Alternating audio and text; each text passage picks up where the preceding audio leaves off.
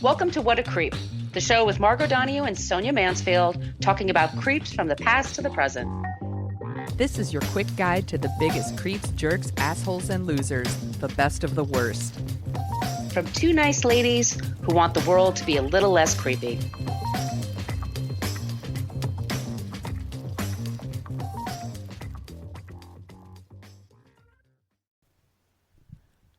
Welcome back to What a Creep. This is Margot Donohue, and my co-host in Creepitude, as always, is my ride or die, Sonia Mansfield. Hey, Sonia. Hello, my friend. Hello, my friend. You guys, you've been showing up in droves, telling all your friends to listen to the show, leaving reviews, joining our Patreon page. You guys, thank you so much. This is it's season 4. It's episode 10. It's the season finale of season 4. And the most dramatic rose ceremony yet. I didn't know it was our season finale. It is indeed episode 10. That's how we do it. So you guys, once again, thank you so very much. We had new patrons this week. They're Cassandra, Emily, and Tim. Thank you guys so much for signing up for our Patreon page. Yes, thank you. A man signed up, huh? A gentleman. We got a dude fan. Oh my God, dude fan! Woo! Hey, now we have like 2. No, I'm kidding. I know there's other men listening. I'm just teasing. We also have a really great Facebook group. Mm-hmm. If you go to like What a Creep podcast group is right. Yep. And that's how you find us. And it's very active. And we have just asked to join. And really our only rule is don't be a creep. Mm-hmm. And you can be a member. And we give little hints about what episodes are coming, and other people kind of share like creepy things that happen to them, or we just share news stories throughout the week. So please join. It's fun. Absolutely. And you can join Patreon. You just go to patreon.com, look for What a Creep podcast. And we offer bonus episodes where Sonia and I have a couple of drinks and we get real salty and spill the tea. Very salty. Very salty. We also have a newsletter that goes out and also just helps to cover the costs of putting on the show. And speaking of that, Sonia and I were just talking off the air. We've mentioned before about merch. Are you guys interested in merch? And if so, what would you buy that would have What a Creep on it, or Don't Be a Creep, or Non-Creep, whatever it is? Let us know. Not a creep. Not a creep. Anything. Exactly. Is it a cozy? Is it a water bottle? What is it that you're interested in? Because we will definitely. A tote bag? How about a tote bag like NPR? Well, in New York, we're not allowed to have plastic bags anymore. I think it's the same in California, right? That's right. Yeah. So a tote bag might be handy. I have a million tote bags, and I would totally buy one that said Not a Creep on it, or What a Creep even. Actually, I'm just going to make one for myself. So if you guys want some, let me know. And also, you've been showing up in iTunes, Apple Podcasts, leaving reviews. We just got another 5-star review from Schurz, who just said, so glad I found this podcast. She found us through Trashy Divorces. Sonia and I love the Trashy Divorces podcast. You guys should check that out if you ever get a chance. And I think I've talked about everything. If you're not familiar with the show, what happens is Sonia and I get together every week and we take turns telling a story. Today I'm going to be telling a story about a creep, and Sonia chimes in as she does so hilariously well. Oh, thank you. And then at the very end, we talk about someone who's not a creep. You don't hear the neighbors, do you? Nope. Okay, you guys, I'm sorry. I've got really loud neighbors, and occasionally it's catty-cornered to my apartment. There is an apartment filled with people, and the young boys and the old women are the loudest fucking people you will hear in your life. Yeah, everyone, in case you guys don't know, Margot is in Brooklyn and I'm in San Francisco, and we just have very different noise disturbances, let me say. Sonia has pets. She has dogs. I have pets and like garbage trucks and people doing yard work, and Margot has loud neighbors and sirens. So we'll all just buckle up and hang out together, just so you know. But we appreciate you being here. And Sonia, are you ready for our creep this week? I am ready. So I'm going to try to do the theme song. Did I do it well? I don't know. You did. It sound at first I was like, "Oh, Addams Family," but But then I was like, no, I remember. We're not talking about the Addams Family. No, we are talking about Alfred Hitchcock. He is one of the most famous directors in all of film history. And we're talking about him today because we will say this, he is one of the most talented people who ever put films together. Some of my favorite movies of all time are Alfred Hitchcock films. Some of the favorite movies that I've watched dozens of times are Hitchcock films. He is, of course, brilliant, but he also was something of a creep. And that's just what our show is about. And we decided to take a break from child molesters and murderers. That's something I thought I would never say. Like, hey, maybe we could cut back on the talking about rapists and child molesters. What do you think? Let's just go for an old school Hollywood creep. People like it when we do that. So that's what we're talking about today. And my sources are The Telegraph, Alfred Hitchcock, Sadistic Prankster. The Guardian, Tippi Hedren, Alfred Hitchcock sexually assaulted me. The Independent, Obsession, The Dark Side of Alfred Hitchcock. Fascinate.com, 42 creepy things about Alfred Hitchcock. Yahoo.com, Alfred Only Hitchcock. 42, huh? Yahoo.com, Alfred Hitchcock's creepy infatuation with his leading ladies. There's, of course, the Wikipedia page, and there's a few books. Alfred Hitchcock, A Life in Darkness and Light by Patrick McGilligan. Alfred Hitchcock by Peter Ackroyd, and then The Dark Side of Genius by Donald Spoto. And I also want to give a shout out to a podcast called Behind the Bastards.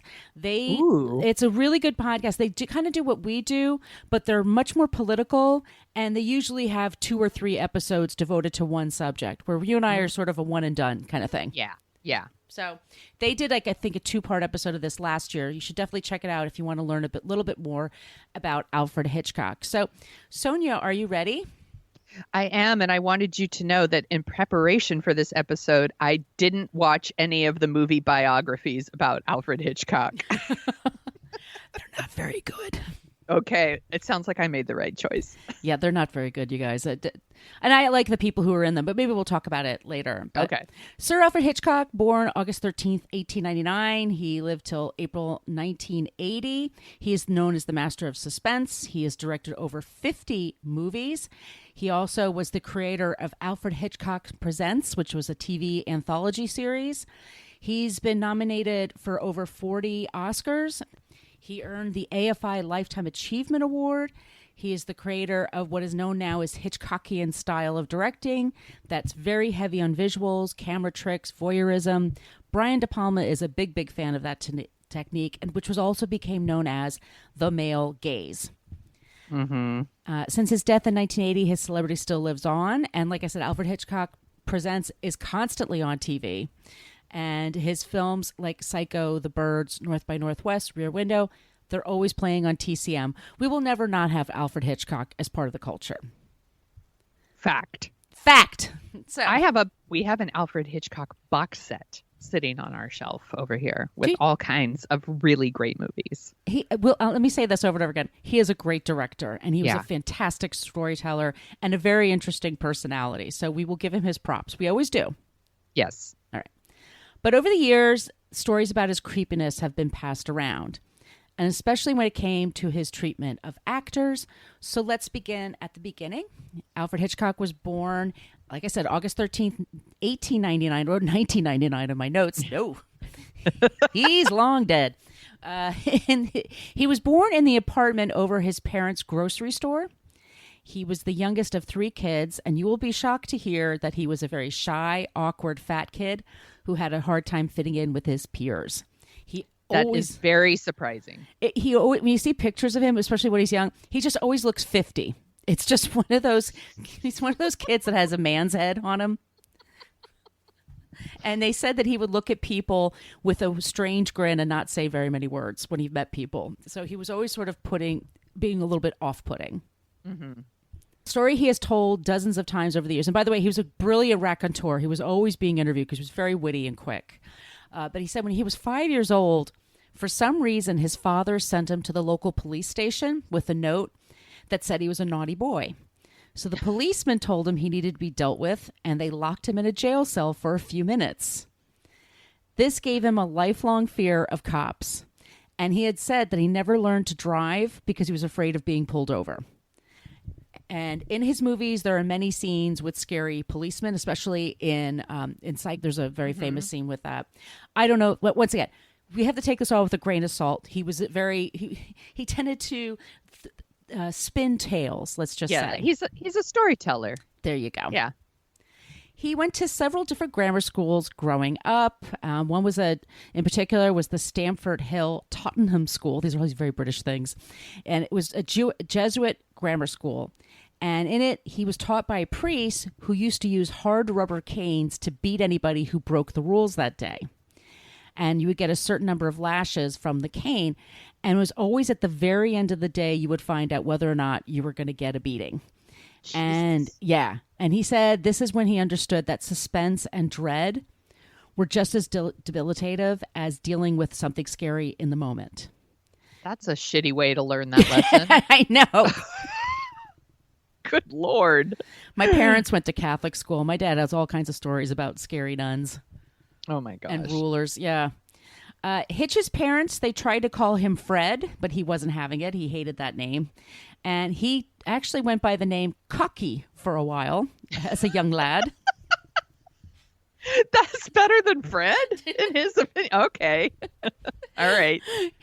Hitch later on became a nickname for him. So here's a creepy story about a young Cocky when he went to St. Ignatius Primary School in Preston.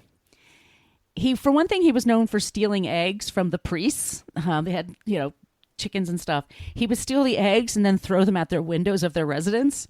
And when they would come out and question him about it, he goes, "Oh, it must have been the birds flying over." He was a very strange kid. He's very strange.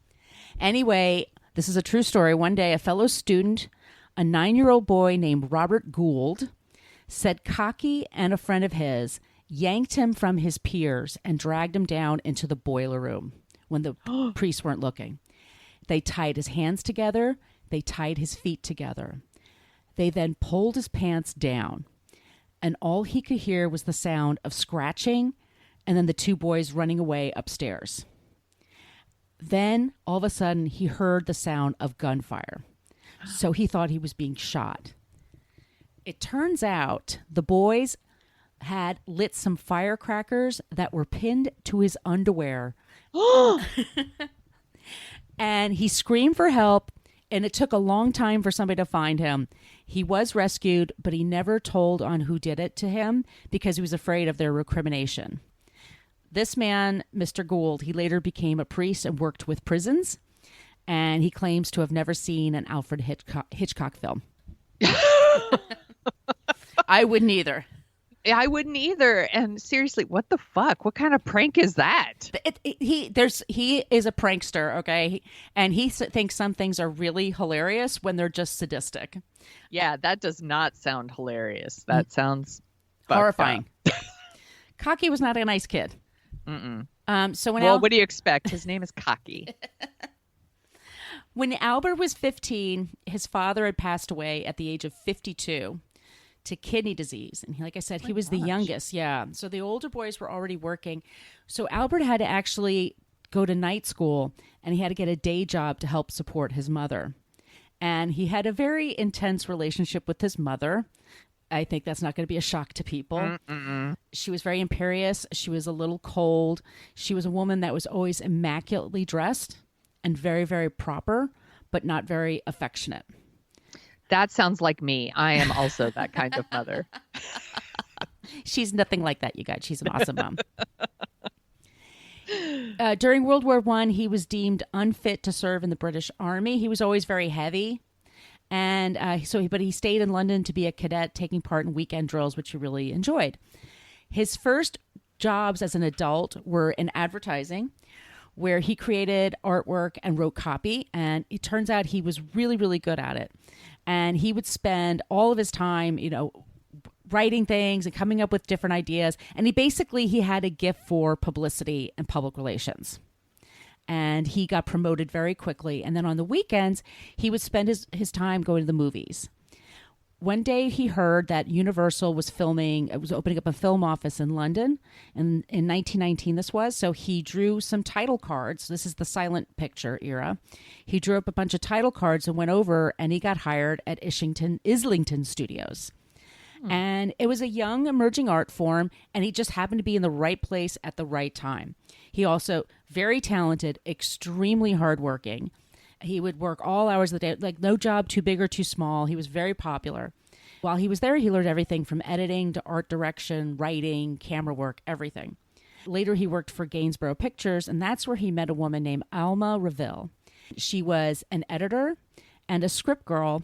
At the time, he thought she was kind of cute, and but he wouldn't speak to her because they were on the same level job-wise, professionally. It wasn't until he got he was an assistant director that he actually would talk to her, but they became very close right away. He wasn't, this is going to be a shock, he wasn't known as a ladies' man. What? He was extremely awkward around women, and with Alma there was no difference, but she kind of liked him. They kind of complemented each other. Excuse me. She seemed to get him. In the 1920s, he's making movies, and he's working his way to be the director of a story called The Lodger, the story of the London fog, and it's his first serial killer movie. In 26, he marries Alma, and they had their daughter in 1928, Patricia.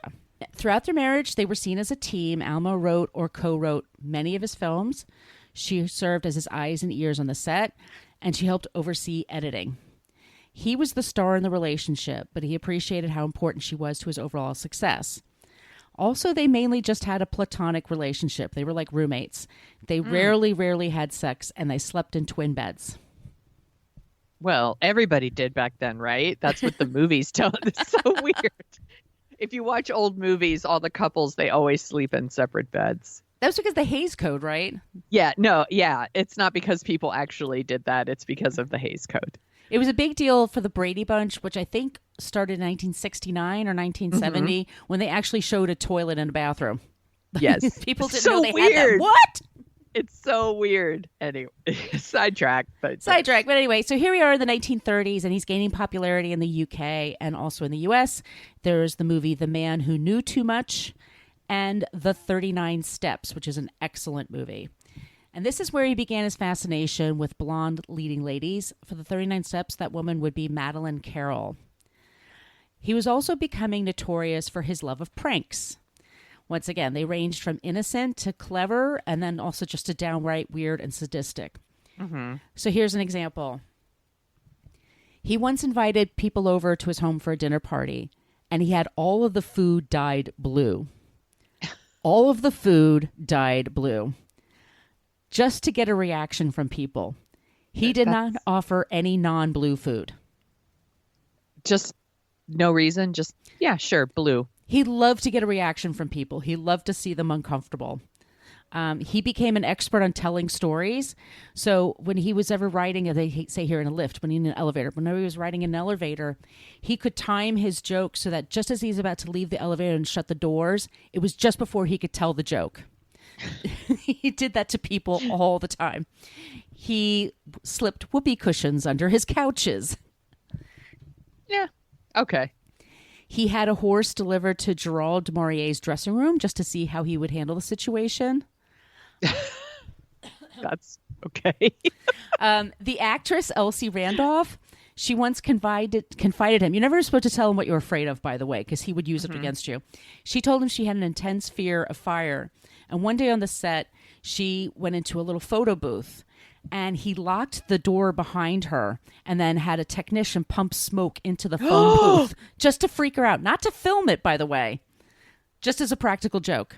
That's fucked up. Yeah. That's not okay. That's terrible. Yeah. Well, he also, there was one of his people that worked for him, one of his friends said that they were really excited because they had a home that was all electric now. And this is like in the 20s or 30s. And they lived out in the countryside. So that was unusual. And Hitch thought it was hilarious. He sent them over 2 tons of coal. Like, weirdo. He said, well, here we go. So here's a really weird story. And this is from Donald Spotto's book, The Dark Side of Genius.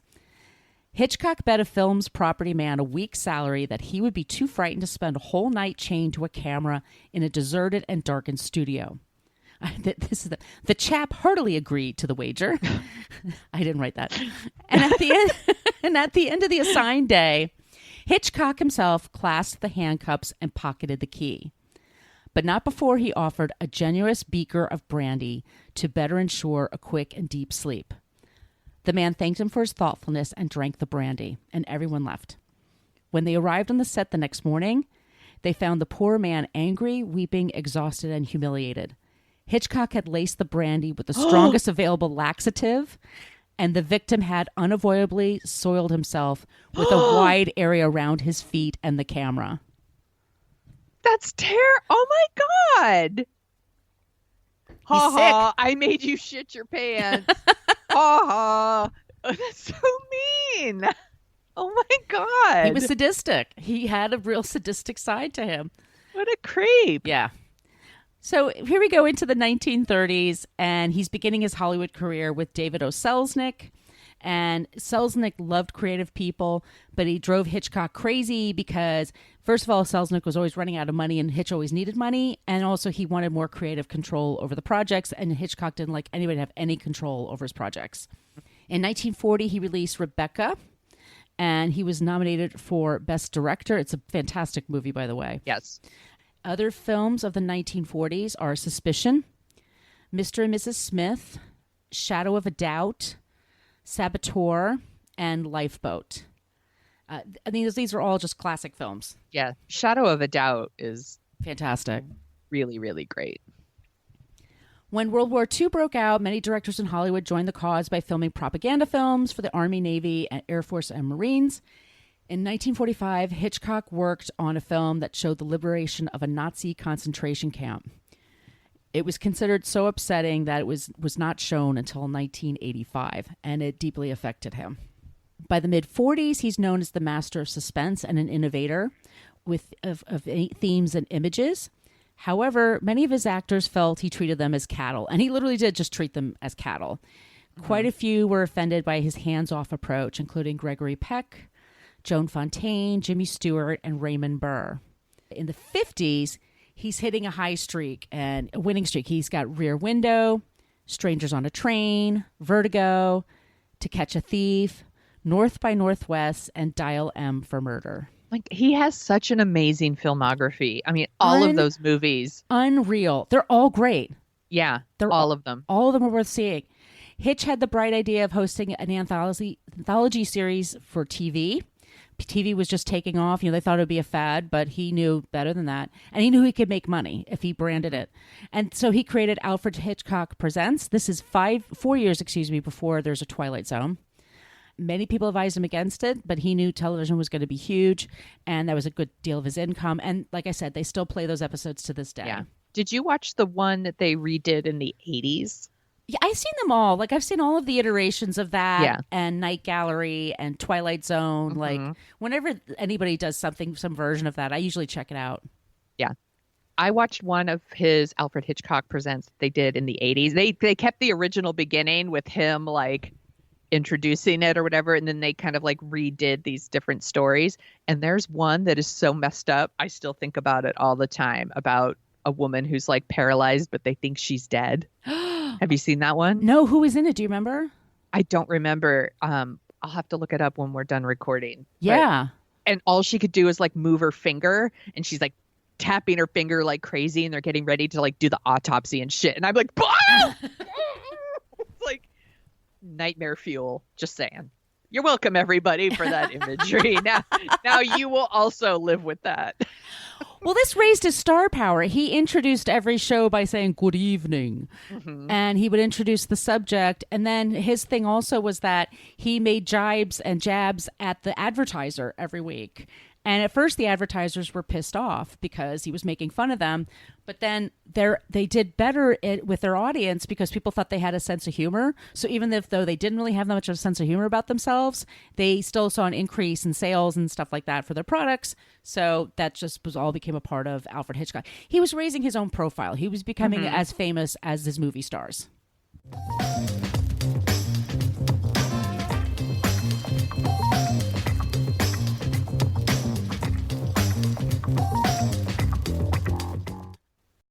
At this point can choose whoever he wants to work for, and he has a string of blonde actresses who he would become infatuated with, including Grace Kelly, Marlene Dietrich, Janet Leigh, Eva Marie Saint, Kim Novak, and Vera Miles. Let's talk about Vera Miles. In 1957, she signed a contract with Hitchcock and was set to star in Vertigo with Jimmy Stewart. Vera didn't really want movie fame, but she felt pressured to sign an exclusive contract. With Hitchcock, he had a crush on her. And when you had a contract with him, it was for 5 to 7 years. And it was a decent salary, but you could not work for anybody else. He had you, right? That's crazy. So not a contract with a studio. No, with him. Like, wow. Okay. Yeah. So they were getting ready to shoot Vertigo with Jimmy Stewart. They had to push it back because he was always having health issues, and he had to have some surgery. I believe it was gallbladder surgery, and they had to push the shoot several months back. Turns out Vera Miles became pregnant and then had to drop out of the part. This infuriated him so much, he never forgave her for screwing up his plans. And he used to say, "I hate pregnant women. They get big and then they have a baby." Creep. So Vera was relegated to a supporting role for one of his best-known works, which was Psycho. Janet Leigh was his star, and it was a big deal because, spoiler, she's killed off in the first 20 minutes of the movie, if you haven't seen Psycho. Leigh has never said anything negative about him, even though they had that whole shower scene they filmed for days on end. But I get the feeling she's one of those people that got along with everybody, and nobody messed with her. Do you know what I mean? Yeah. Like Jamie Lee Curtis. Just like her daughter. Like her daughter. Yeah. She's a good worker. Nobody fucks with her. So, right. The movie was a big success, and he actually took a really small fee in exchange for the profits of the movie. He wound up making $15 million in 1960, which is like $100 million in today's dollars. Yeah, that's big dough. So he was rich and famous at this point. He could do whatever he wanted. He was in the mood for a new project and a new blonde when one day he's watching TV and a commercial for a diet soda, and that's where he sees model Tippi Hedren. She was 33 years old at the time and a single mother to her daughter, Melanie Griffith. Melanie would grow up to be the big-time actress Melanie Griffith, and she would then become the mother of Dakota Johnson. So that whole family, super talented. She was making a living as a model in New York City, but she was getting older. She was 33. And she got the call that Hitch wanted to meet her in Los Angeles. He immediately knew she would be perfect for the part of Melanie Daniels in The Birds. Now, Sonia, you would love this part because this is where she gets a huge makeover. I love makeovers. She gets an incredible makeover. So he has Edith Head herself design her wardrobe. He buys her a very expensive wardrobe. He helps set up her home. He doesn't want her to date anybody. He starts to really be controlling. And he ordered her to gain weight because he thought she was too skinny. So he sent 2 sacks of potatoes to her home. I would like someone to order me to put on weight as well. I would love that. Yes. Yes, please. Can I get a makeover and have to gain weight? Please. Yes. He directed her in very expensive screen tests to teach her how to act on camera. And The Birds was based on a Daphne du Maurier story, a short story about an English village overrun by killer birds.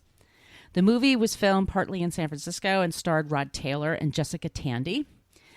And it was while filming the movie that Tippi realized that Hitch was sexually obsessed with her. Scary. He tried to monitor her movements. He micromanaged her performance. He would not let the crew get close to her. If she talked to other men on the set, he would get jealous. He had her handwriting analyzed. What? For what?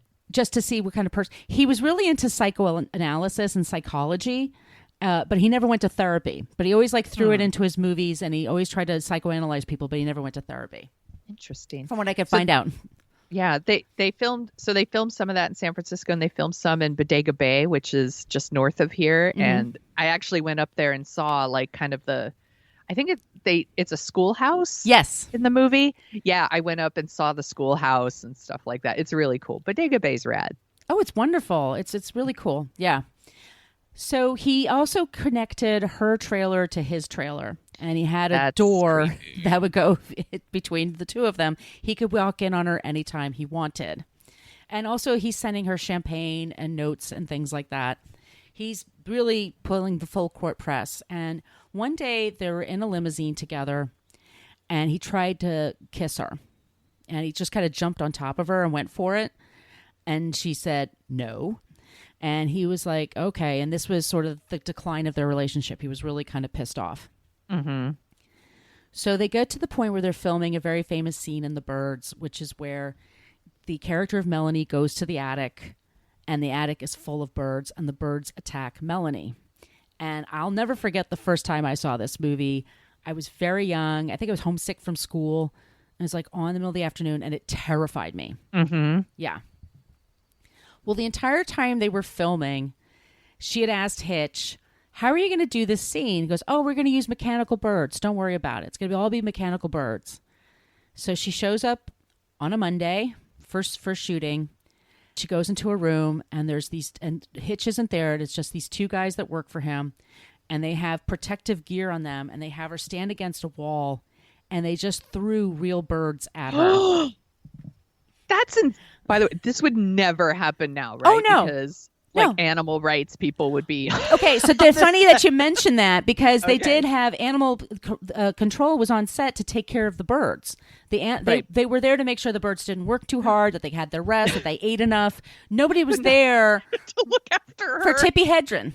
What the fuck? And this is her first movie. She doesn't know to say no. Yeah. You know, she's not Grace Kelly with like all these roles Right. behind her and stuff, like in Rich Boyfriends. Like, she's alone. She doesn't know what she's supposed to do. So this goes on for hours. And what would happen is they would peck at her, blood would smear, her hair would get messed up, and they'd clean her up, and they'd do it again. God. It would be 4 hours, and they'd take a lunch break, and 4 hours, and then they put her in a car and send her home. They did this every day for 4 days. Dear Lord. On the fifth That's day. insane. Oh, wait till you hear this. Ugh. On the fifth day, he decided that he wanted to change an camera angle once again, and more of like a floor shot. The birds were not pecking at her as much anymore because they were getting tired of it.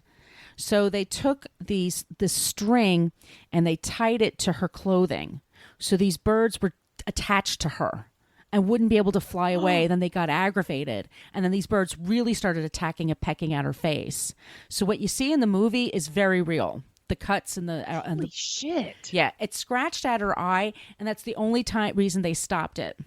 And she basically screamed, and she says, get me the hell out of here. And she goes home, and then she comes back to work on Monday, and she's such a mess. She can't film anything. She's barely able to leave her trailer, and they send the doctor for her. And the doctor's like, we're putting her in the hospital, and she's going to be there for the week. And you're just going to have to film something up. And Hitch freaked out and said, we can't do that. And he always wanted her on set for every single scene, even if she didn't have to be in the scene. Right.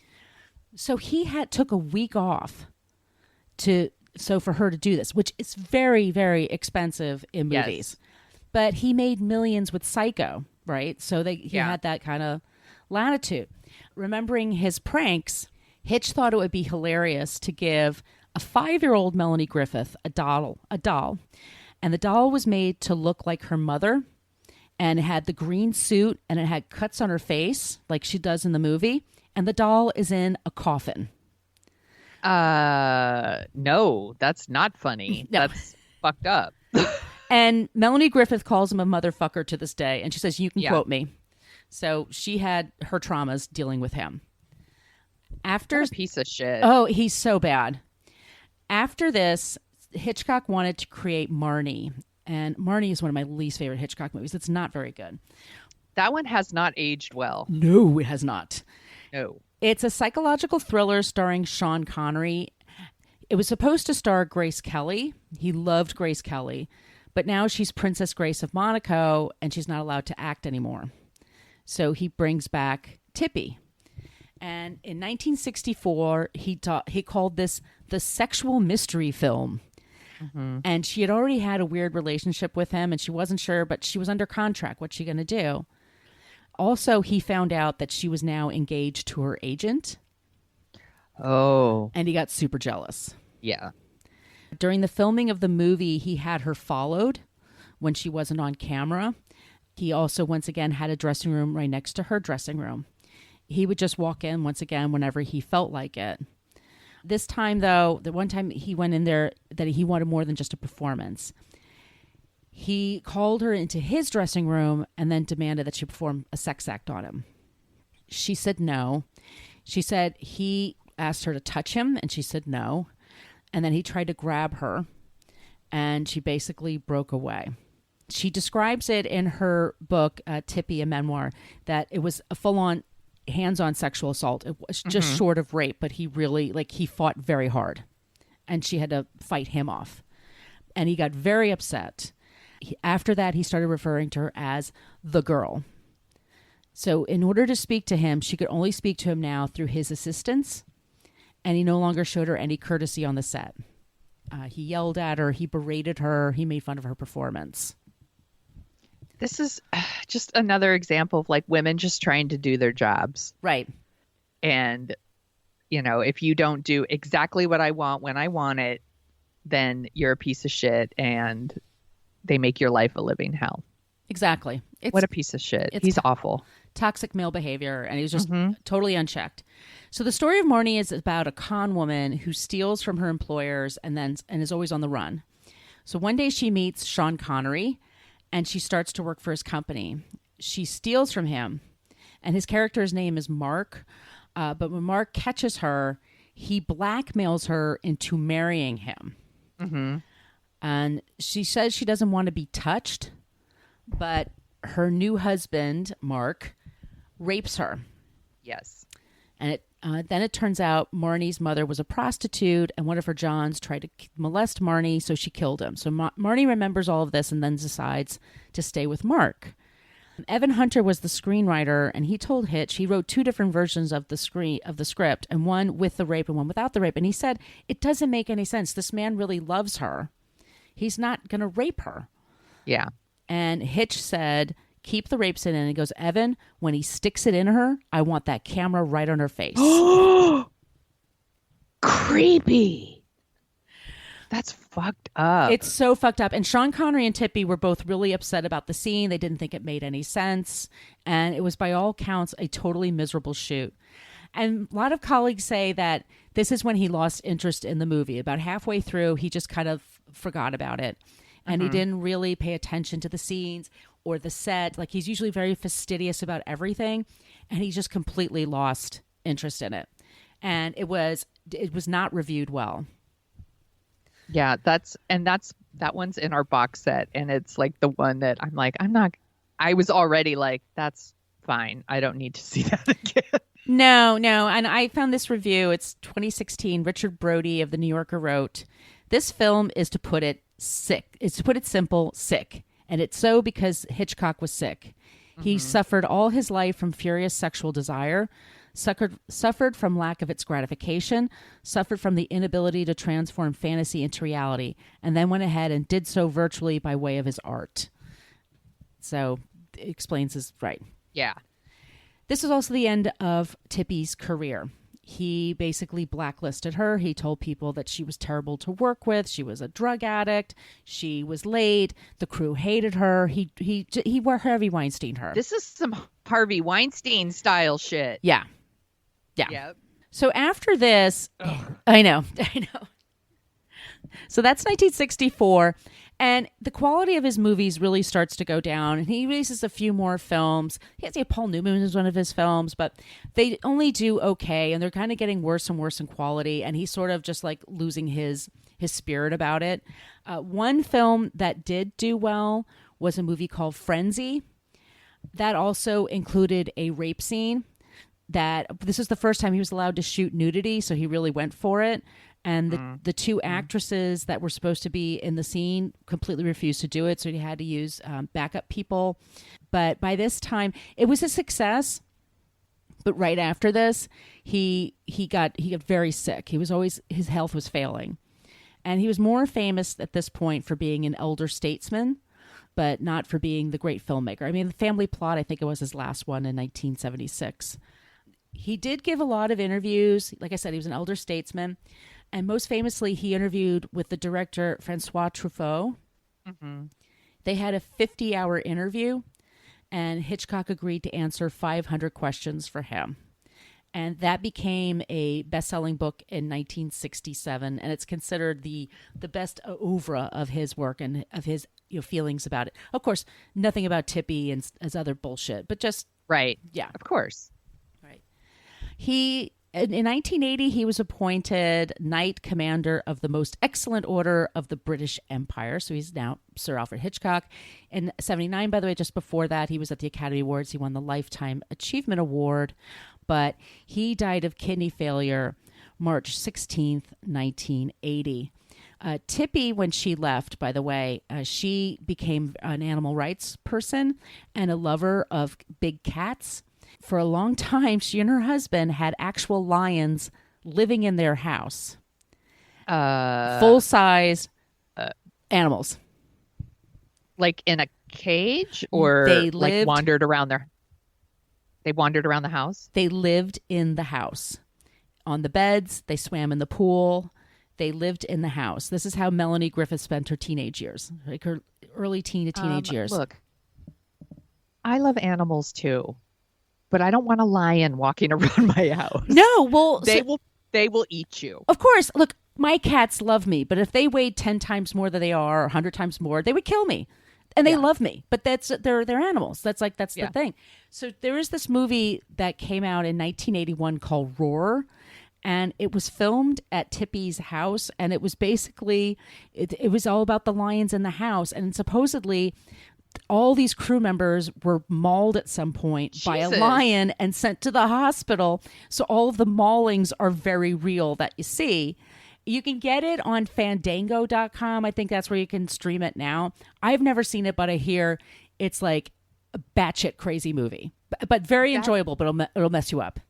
That is really, really scary to me. Yeah. That you would do that. Like, you can't reason with a lion.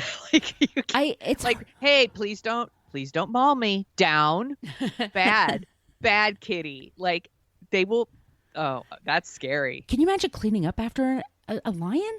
No, they don't use a litter box. Yeah. I mean, all of it's bad. Like a hairball by one of those things. Oh, it's so scary.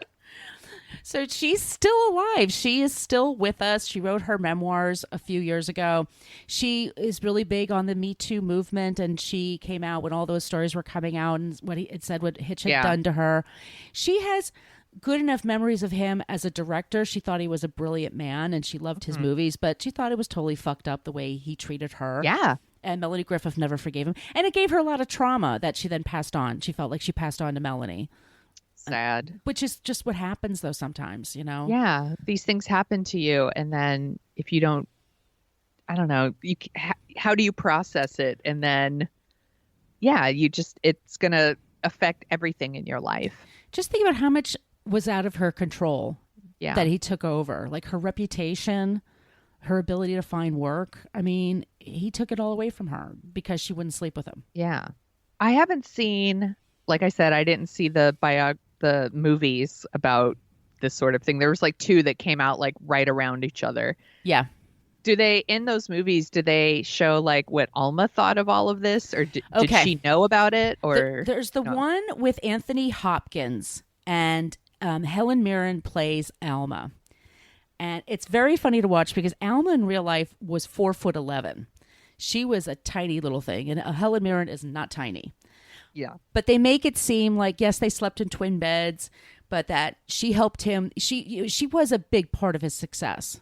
But they had an arrangement in their marriage. Like they were just going to be with each other and just not have a sexual relationship. I don't know. They kind of made it seem like she had an emotional affair with somebody, but that she always stayed with him. Yeah.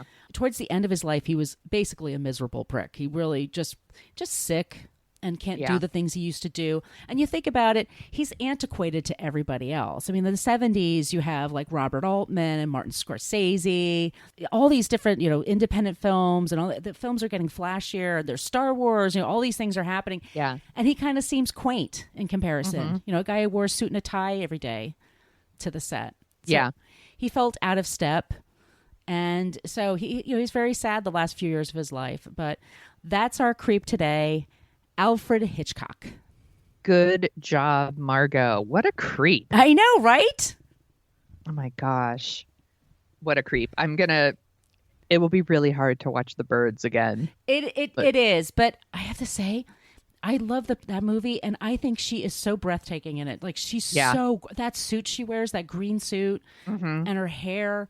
And Melanie just hops around like Bodega Bay in high heels and a pencil skirt, like gets around like nobody's business. Like we talked about this on Book versus Movie by other podcasts. Like I still enjoy his movies. It's okay to enjoy his movies. I still watch Alfred Hitchcock Presents. It's just that you have to know he had this creepy side to him, and he was imperfect. He's a very imperfect individual. Yes, to say the least. But good job on that, because I know that there's a ton of information out there, and try to put it all together into one story is hard work. So good job. I could list all of his pranks, but after a while it just got tedious. Like I'm just like, I wish this man just like got some therapy and stopped pranking people. Like, but no shit. But maybe it wouldn't have been what he wouldn't have created what he created. I mean, it's maybe part of that was part of his genius. Yeah, who knows? Yeah. Are you ready to hear about someone who's not a creep? Yes, I am, Sonia. Okay. So I wanted to pick someone who was kind of making movies and coming up around the same time as Hitchcock. And so I landed on Billy Wilder.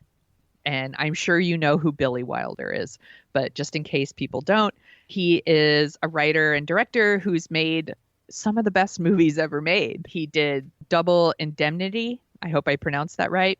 That's what they consider one of the first like film noirs. Mm-hmm. It's so good. Sunset Boulevard, Some Like It Hot, The Apartment, The 7-Year Itch, Ball of Fire, Lost Weekend, Ninochka. Have you ever seen that one? With Ninochka. That movie's funny as shit. It's really, really good. That's with Greta Garbo, right? Yes. He's been nominated for the Oscar 21 times, 13 for screenwriting, 8 for direction, and he won Best Director for The Lost Weekend and The Apartment. I love The Apartment. That is such a great New Year's movie. It is so good. Mm-hmm. It's with Shirley MacLaine and Jack Lemmon, and Shirley MacLaine is like the cutest thing ever. She's so everybody drink. She's adorable. She's adorable. Everybody drink. It's really, really great. I love that movie so much. Anyway, Billy Wilder, Australian born, his mother, grandmother, and stepfather, they all died in the Holocaust. Oh, Jesus. Much like Hitchcock, he also did some of those, I don't want to say propaganda movies, but they were movies that they made to kind of educate people in Germany about what happened in the concentration camps. And you said that Hitchcock's didn't get released until like the 80s or something. Billy Wilder also made one called Death Mills. It's really fucked up and hard to watch, but apparently it's really, really well done. And it was actually released. And then he said that like whenever he would come across like Holocaust deniers, he would always respond to them with the question of, where is my mother? Oh my God, that breaks my heart. I know. Isn't that so sad? Oh my God. His movies, he was never like super political. He said that his sympathies were always with like kind of ordinary people, and he liked to tell stories about ordinary people and the issues that confronted them. But he also kind of has this special place in Hollywood history because he pushed like the censorship boundaries for what is like acceptable. I'm going to put that in quote, acceptable subject matter. So like Some Like It Hot had, cross-dressing. And that whole like last line about like nobody's perfect, which is one of my favorite exit lines ever for a movie. Yeah. All of that was like pushing the boundaries of what was appropriate. What were some of there were some other things. It was like, alcoholism, The Lost Weekend, prison camps and Stalag 17, and then prostitution in a movie he did called Irma La Doce in 1963. These are all things that like you just kind of didn't really deal with in movies because of the rating systems. But he did all of that. His movies are on all kinds of best movie lists. They're really amazing.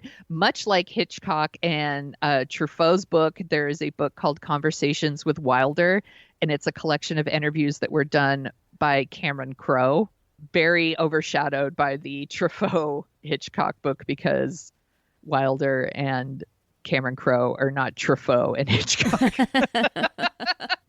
But, he was one of those people that he made these really, really great movies early in his career. And then, as the 70s and 80s came, like he just fell out of fashion, and he didn't really work again, but he He wanted to work. He would come. He had an office on the studio lot, and he would come in like every day at like 9 o'clock and like work on things that never got made. But then lots of different filmmakers would come and see him.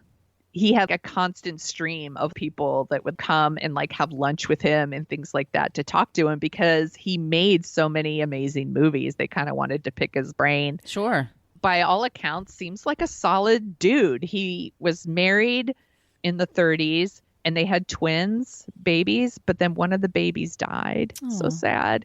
And then they divorced shortly after, which is super common when someone loses a baby. And then he met Audrey Young on the set of The Lost Weekend in 1945, and they got married, and they were together until he died. He died in 2002. He lived to be forever, right? He got pneumonia. He was 95. Wow. Yeah, and he was buried in Westwood Village Memorial Park, and he's near Jack Lemmon and Walter Matthau and Marilyn Monroe. And it was the same day that Milton Berle and Dudley Moore died. Just FYI, that has nothing to do with him. Wow, Just but those are three biggies. Well, one of I them, know. especially Burl. Yeah, they. Oh, hey-oh. Hi-oh, I'm going blue all of a sudden.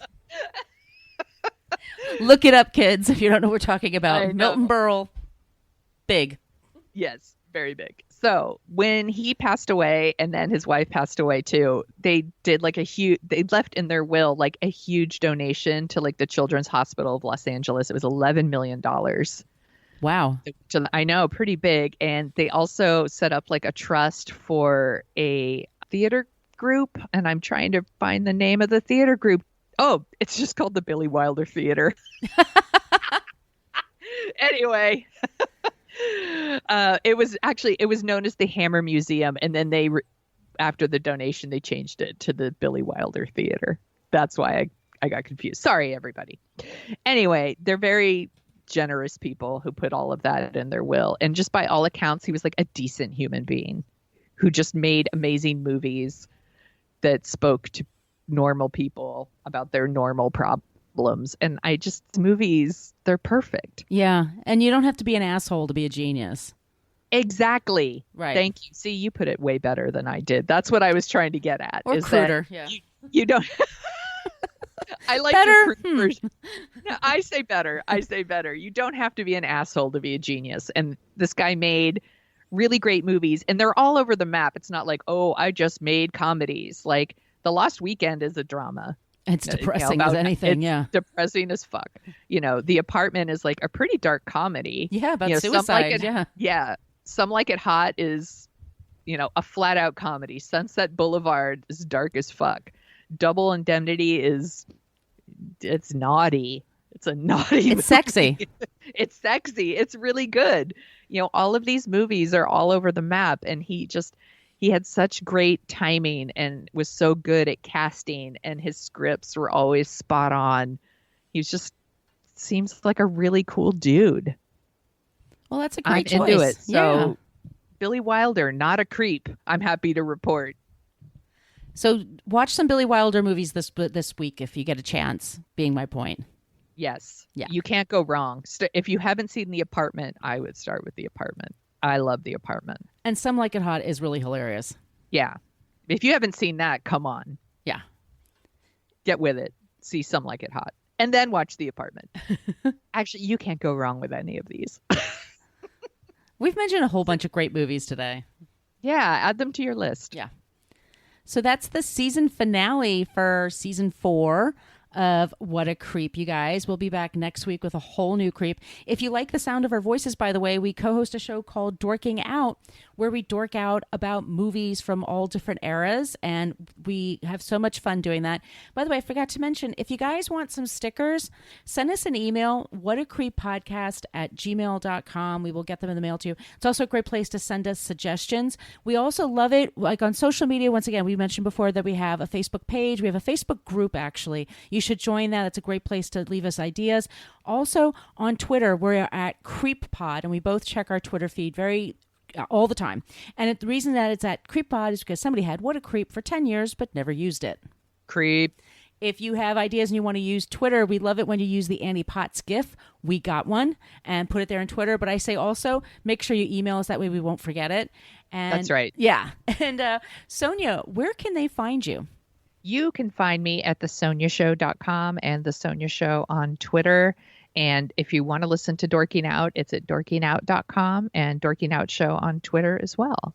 Where can people find you, Margot? You can find me on social media at Brooklyn Fitchick. That's for Twitter and Instagram. I don't check my Facebook page very much there.